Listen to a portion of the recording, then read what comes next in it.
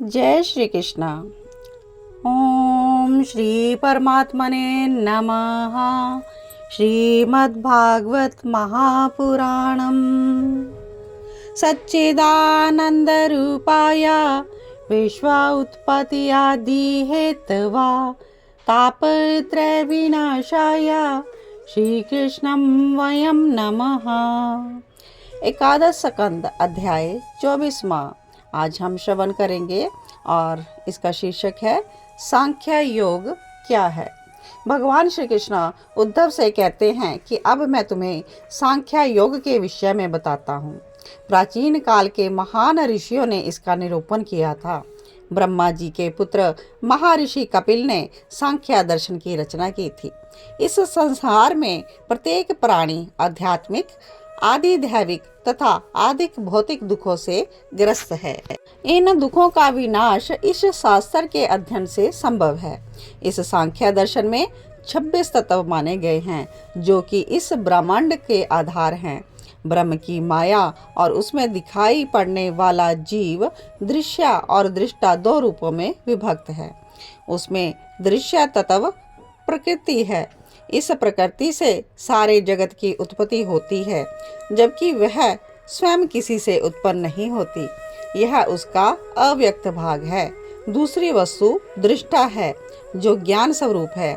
उसे पुरुष कहते हैं। यह आत्मा है जिसका ना कोई कारण है और ना कार्य।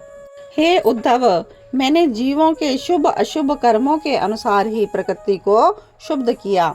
तब उसके 3 गुण सत्व, रज और तम प्रकट हुए। इससे महातत्व बुद्धि की उत्पत्ति होती है और बुद्धि से अहंकार प्रकट होता है। अहंकार से 11 इंद्रियां यानी कि 5 ज्ञान इंद्रियां, 5 कर्म इंद्रियां और 1 मन और 5 सूक्ष्म तन मात्राओं का समूह उत्पन्न हुआ।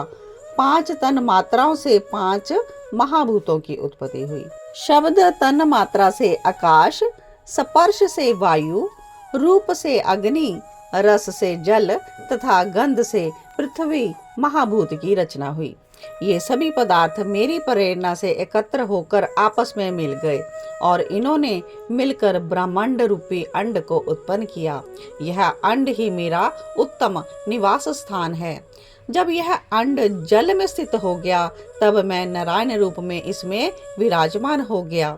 सृष्टि रचना की इच्छा से मेरी नाभि से विश्व कमल की उत्पत्ति हुई और उसी कमल पर ब्रह्मा जी का आविर्भाव हुआ। ब्रह्मा ने मेरी कृपा से रजोगुण के द्वारा भू, भुव, स्वः अर्थात पृथ्वी, अंतरिक्ष और स्वर्ग इन तीनों लोकों और इनके लोकपालों की रचना की। देवताओं के निवास के लिए स्वर्ग लोक, भूत प्रेत आदि के लिए भुवर लोक और मनुष्य अन्य जीवों के लिए भूलोक यानी पृथ्वी को निश्चित किया गया। इन तीनों लोकों से ऊपर महरलोक, तपलोक आदि सिद्धों के लिए निश्चित किए गए। सृष्टि कार्य में समर्थ ब्रह्मा जी ने असुरों और नागों के लिए पृथ्वी के नीचे अतल, वितल, सुतल आदि 7 पाताल लोक बनाए। महरलोक और तपलोक से ऊपर सत्यलोक मेरा परम धाम है। भक्ति योग द्वारा साधक मेरे इस परम धाम को प्राप्त कर सकते हैं। यानी पृथ्वी से ऊपर 7 लोक, पृथ्वी से नीचे 7 लोक, तो यह 14 भुवन हुए। हे उद्धव, यह सारा जगत कर्म और उनके संस्कारों से युक्त है। मैं ही काल रूप से कर्मों के अनुसार उनके फल प्रदान करता हूँ।